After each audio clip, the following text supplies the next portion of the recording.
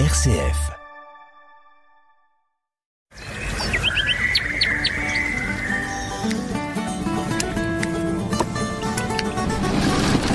Vous écoutez l'agriculture en question, l'émission qui vous plonge au cœur de l'agronomie. Présentée par Hubert Cartel.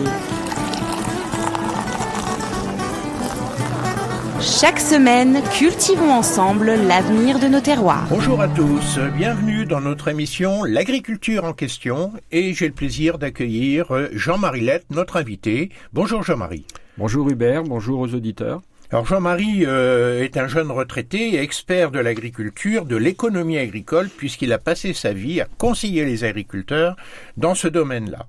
Et donc Jean-Marie, il est ingénieur agricole, donc il connaît les techniques agricoles. Et alors il y a une question que je veux vous poser, parce qu'il y a tellement d'idées reçues qui circulent dans la nature, qui ne viennent pas de la campagne, mais qui viennent plutôt du milieu citadin, selon lesquelles l'agriculture française utiliserait de plus en plus d'engrais chimiques. Jean-Marie, toutes les politiques de protection de l'environnement que nous connaissons ces dernières années resteraient-elles sans effet? Est-ce vrai?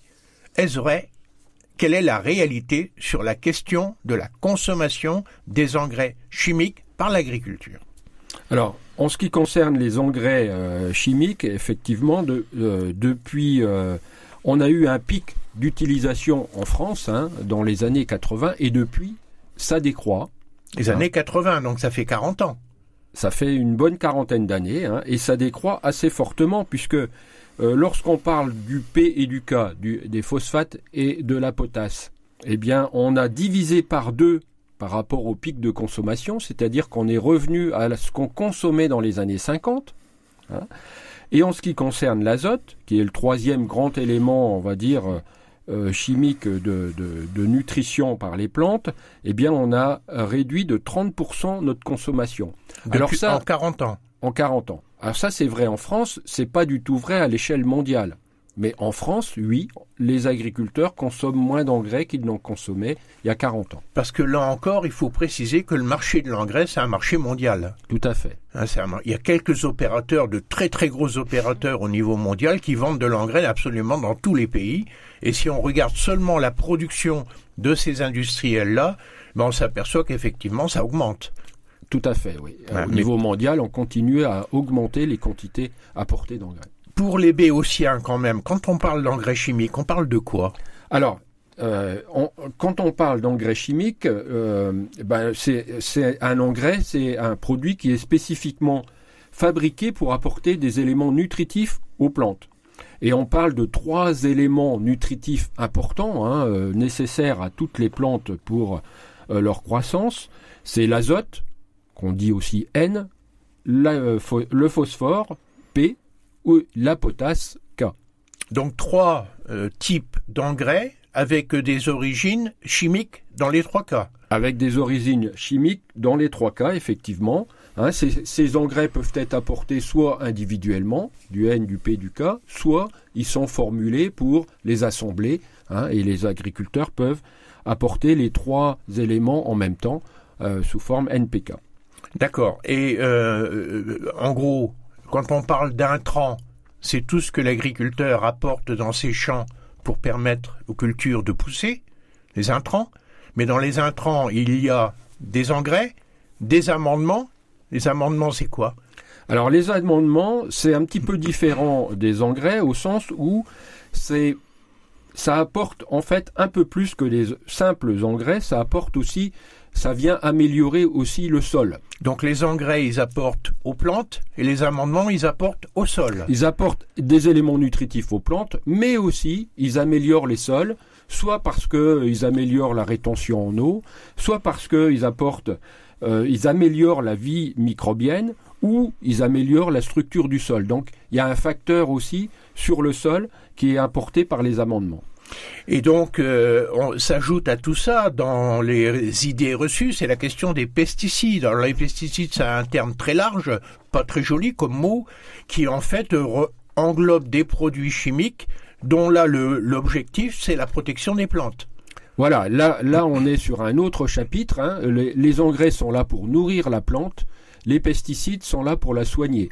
Et le sol avec ses amendements comme support qui favorisera la croissance. Exactement. Et là, les amendements, effectivement, soit ils sont organiques, on peut aussi avoir deux types d'amendements. Les amendements organiques, c'est tout ce qui vient en général de l'élevage, hein, c'est les fumiers, les lisiers, etc.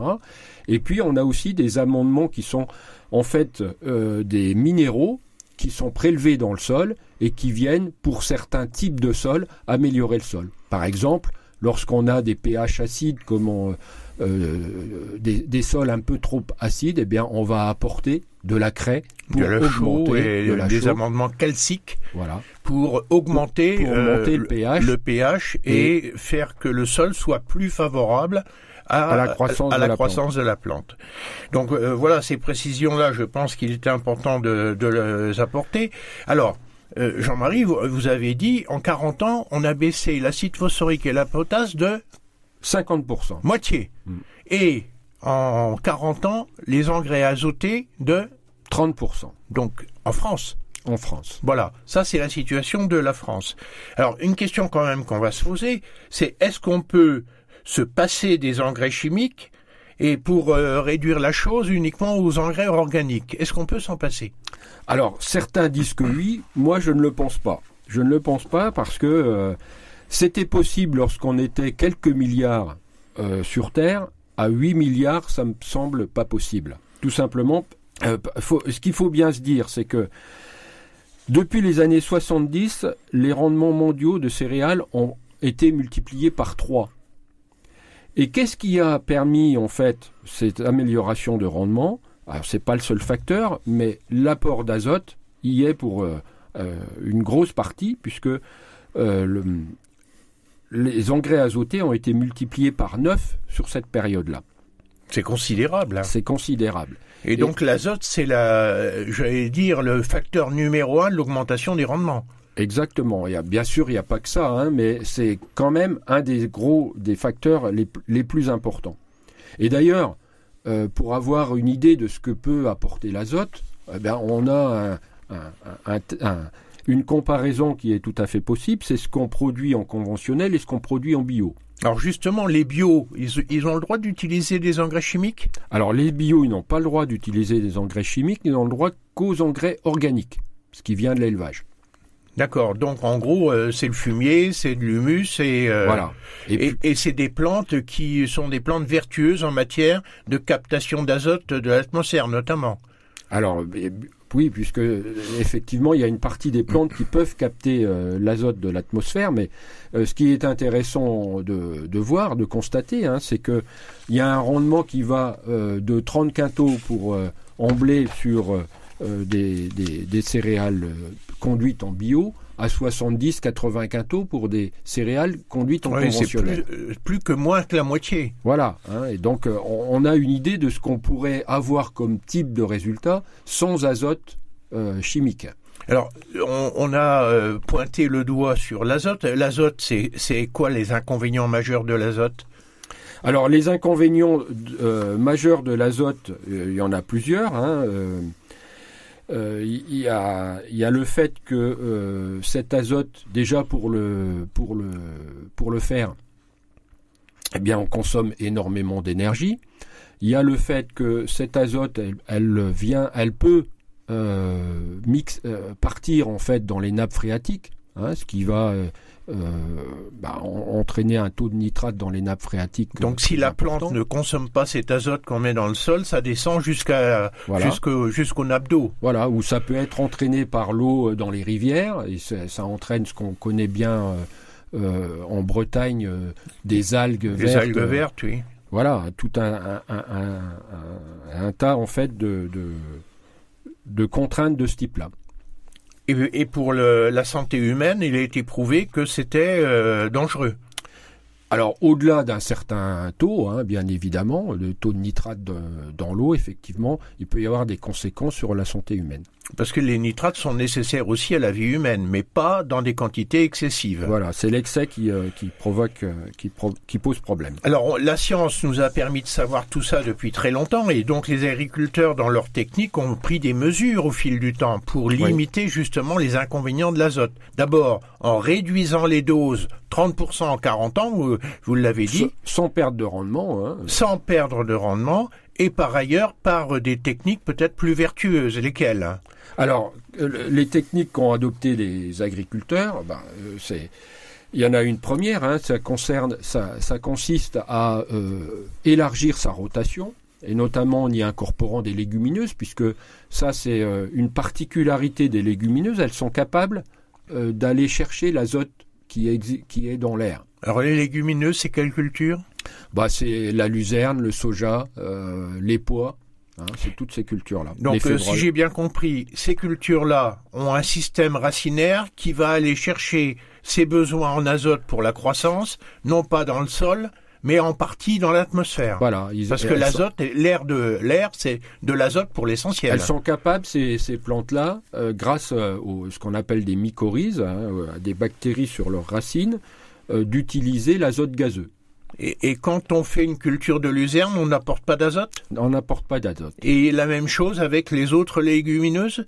Tout à fait, oui. Donc quand on fait une rotation des cultures dans les champs qui consiste à faire se succéder des cultures différentes, en mettant des légumineuses, en fait, on supprime les besoins d'azote. Voilà, on réduit globalement sur la rotation les quantités apportées, puisque sur cette partie-là, on n'apporte pas d'azote.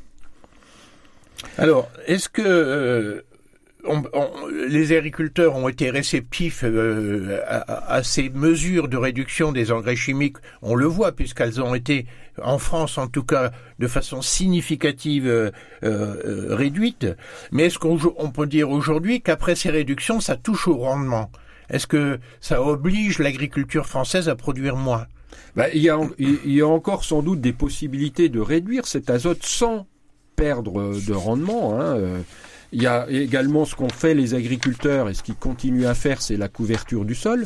Parce que la couverture du sol en hiver, justement, ça évite que l'azote migre vers les nappes phréatiques, tout simplement parce que cette couverture du sol, la culture qui va couvrir le sol, va garder dans les premiers centimètres l'azote, et qui sera utilisé pour la culture suivante. Donc en gros, les agriculteurs, plutôt que d'apporter tout l'azote nécessaire à la plante en début de cycle végétatif, ils fractionnent leurs apports, et quand on arrive après la culture, on sait qu'il reste de l'azote dans le sol, et pour éviter que ça aille vers la nappe phréatique, on remet une culture consommatrice d'azote. Voilà.